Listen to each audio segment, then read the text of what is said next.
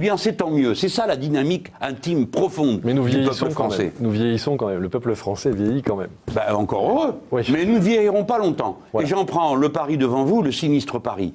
La moyenne de vie en bonne santé baisse dans tous les pays d'Europe.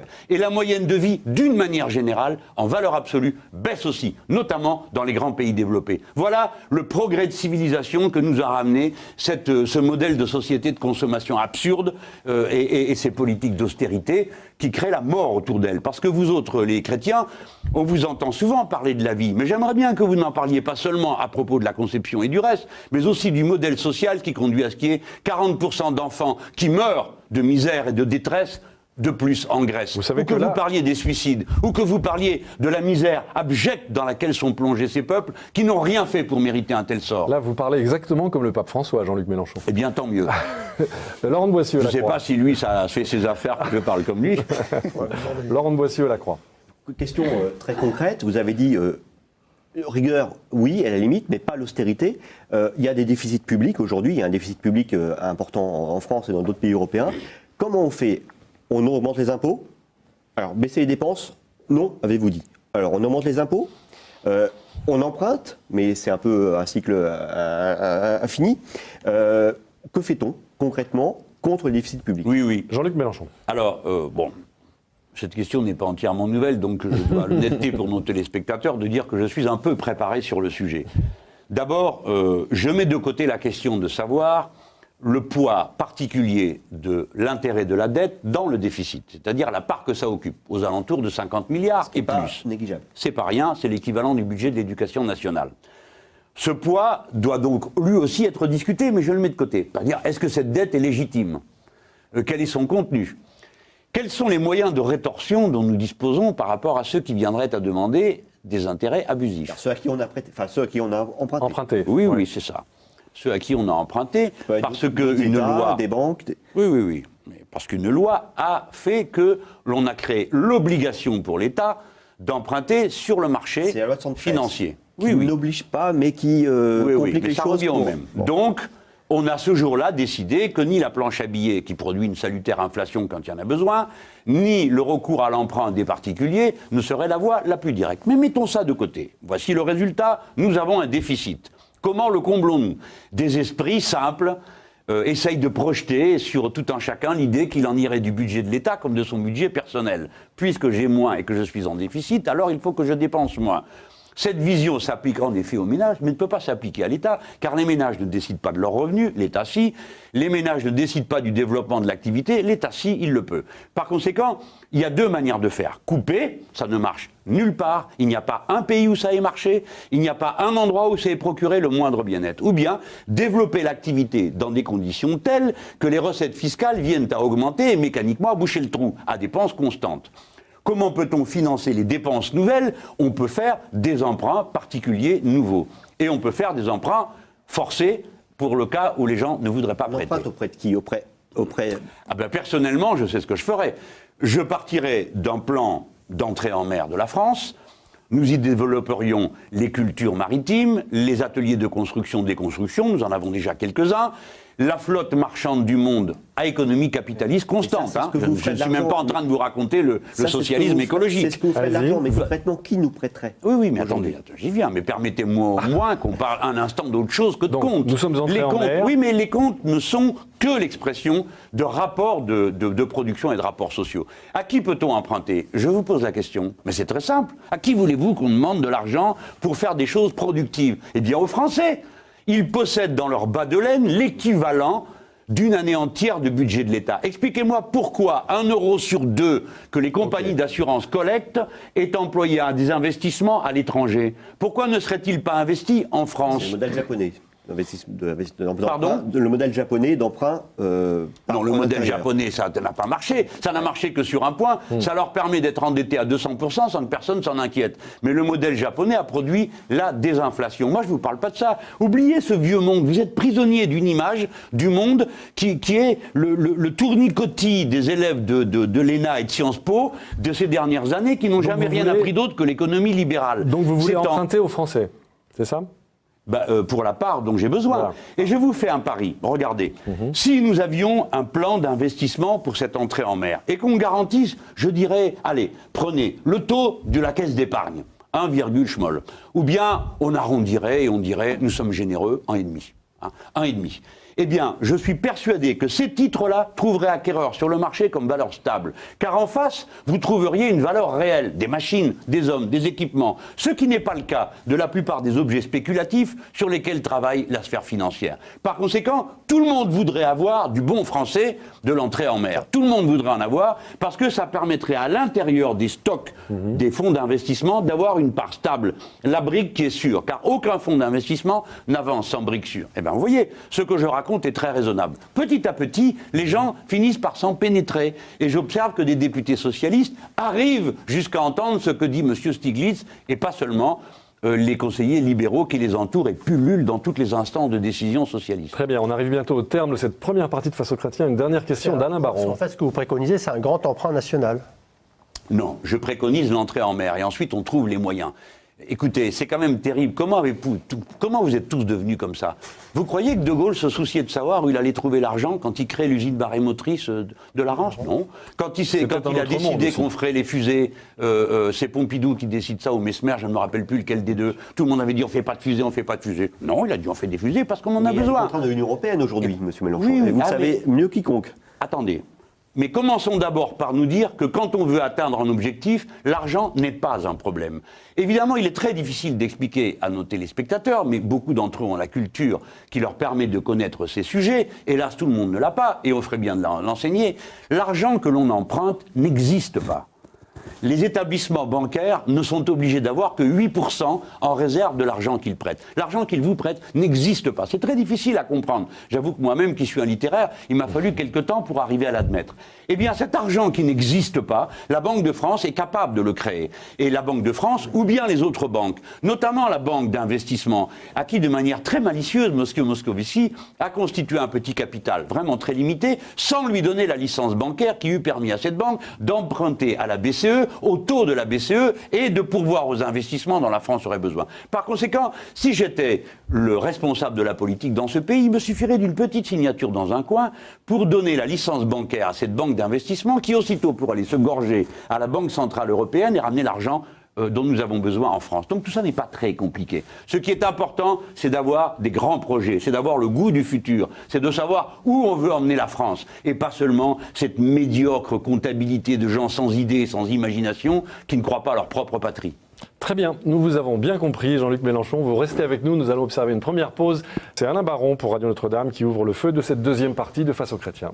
Oui, Monsieur Mélenchon, vous parliez d'écologie tout à l'heure. Madame Royal a remis à plat le dossier écotaxe. Est-ce qu'elle a eu raison? Jean-Luc Mélenchon. Pourquoi pas? Ça va distraire. Mais l'écologie politique et la planification écologique, c'est pas la question de l'écotaxe, c'est un des aspects. On en a mesuré les aspects pénalisants et surtout la part d'illusion. Enfin, qu'est-ce que c'est que cette affaire? Donc, plus on pollue, plus on paye de taxes. Donc, il y aura un intérêt au budget de l'État à ce qu'on pollue. Tout ça est absurde. C'est comme le marché carbone. Vous connaissez cette affaire qui a été organisée par l'Europe, qui n'a produit pour l'instant que de la spéculation et des désastres. Non, ce n'est pas par ce bout-là qu'il faut prendre les questions écologiques. J'en fais pas reproche à Madame Royal. Après tout, pourquoi pas? Chaque fois qu'on ouvre des discussions sérieuses, ça vaut la peine. Mais je proteste contre une vision de l'écologie par petits bouts qui est typique des technocrates et des élèves de grandes écoles. Ils voient ça par petits bouts et ils pensent que le marché est indépassable. Mais ils ne se posent pas la question de la mutation du système de production, d'abord de l'énergie, puis de tous les autres aspects de la vie quotidienne dans cette forme de société. La monstruosité du déchet, de la politique des déchets. 40% de la production alimentaire est jetée à la poubelle.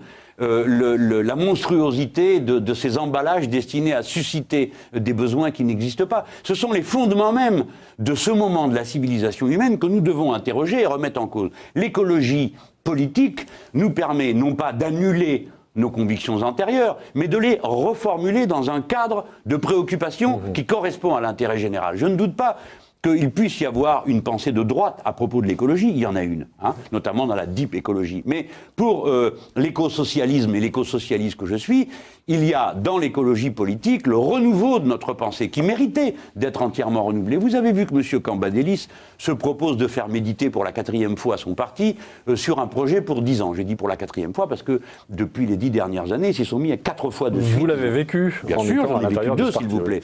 Et je dois être un des rares qui se souvient de quoi on parlait, puisque moi je m'y intéressais. Mais eux doivent se mettre au pied de ce chantier. Bon, nous nous y sommes mis.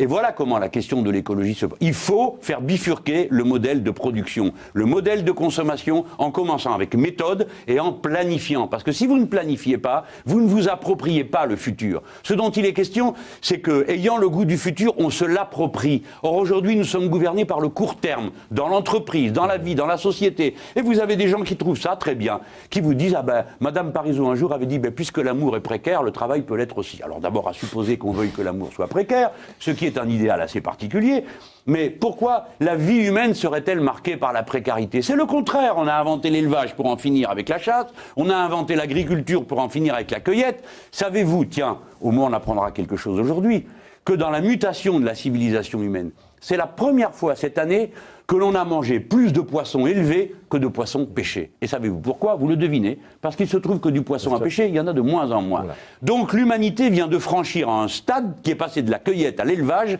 à propos du poisson. Vous voyez, de grandes mutations sont en train de se faire. Et de quoi parlons-nous? De pauvres et misérables petites mesurettes, d'obscures batailles micro-locales, avec des gens qui, les uns se garnissent de bonnets rouges, les autres agitent des drapeaux moyenâgeux, et tout ça devrait occuper nos conversations.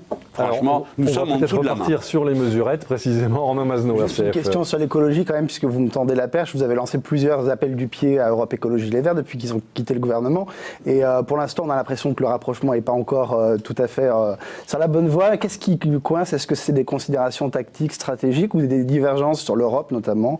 Sur l'Europe, vous n'êtes pas vraiment sur la même longueur d'onde. Il y a un peu des deux. D'abord, c'est le courant écologiste qui a structuré la présence du paradigme, comme on dit, c'est un mot un peu prétentieux, de l'idée, de la centralité de l'idée écologique. Donc ça, personne ne peut leur enlever. Ils sont donc les fondateurs en France. Bon, après Dumont, qui en a été le premier candidat. Moi, j'ai connu Alain Bombard, si vous en souvenez, qui était l'homme de l'écologie au Parti socialiste, qui n'a pas été entendu. Bon. Donc, ce courant, nous avons en quelque sorte une gémellité avec lui, une proximité qui est faite à la fois d'attirance, parce que nous voyons bien ce que nous avons de commun, et puis... un peu de répulsion parfois. Oui, il y a des moments où il nous irrite quand même beaucoup aussi. Je pense que l'inverse est vrai. Il y a des divergences sur l'analyse de la situation européenne. Mais là, nous touchons à autre chose, qui est la vision, les visions stratégiques. Nous ne parlons plus du fond philosophique commun. Donc oui, je pense que la gauche doit être entièrement reconstruite. Voilà ma conviction profonde. J'y travaille. Je crois avoir contribué à la renaissance d'un de ces rameaux. Le rameau républicain-socialiste qui s'est exprimé dans l'élection présidentielle, qui est un rameau anticapitaliste. Bon, ça, c'est son identité, mais il n'est pas seul constitutif de l'idée de gauche. Et je vois bien la difficulté que j'ai, quels que soient les travaux que nous ayons faits sur l'écosocialisme, on a fait un manifeste, on l'a présenté dans toute l'Europe.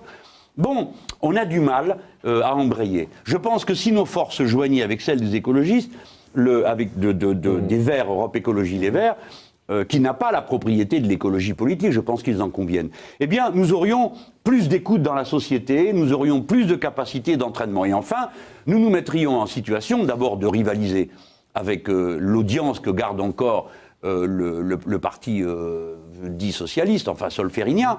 Et donc, nous pourrions l'obliger, en le mettant en crise, en le faisant passer derrière nous, à se renouveler idéologiquement. C'est votre objectif pour les européennes, notamment? Oui. Alors, j'espère. Nous allons voir combien la gauche non gouvernementale pèse par rapport à la gauche dite gouvernementale. Qui additionnez-vous dans ces deux gauche gouvernementale et non gouvernementale? Alors, non gouvernementale, ceux qui ne sont pas au gouvernement. J'en propose une définition assez simple. Nous, le Front de gauche, Europe Écologie Les Verts, et puis sans doute un certain nombre de formations de l'extrême gauche ou de la gauche...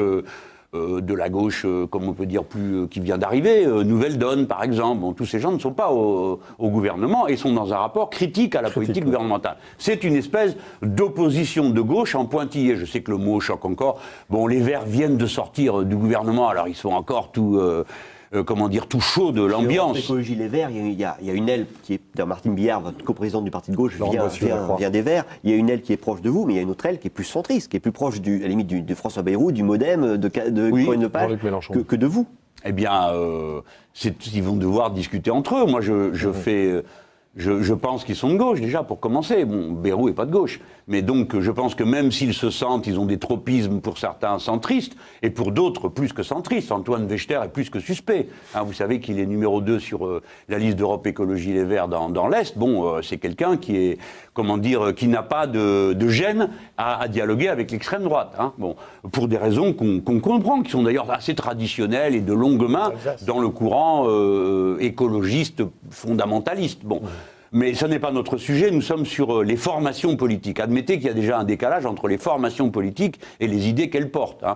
Bon, le républicanisme ne m'appartient pas, il appartient à beaucoup de monde. Mais je suis membre d'une formation républicaine, l'écologie ne m'appartient pas, etc. Et le socialisme non plus. Donc les formations politiques ont des divergences d'analyse stratégique, par exemple sur la construction de l'Europe. À mon avis, Europe Écologie Les Verts retarde.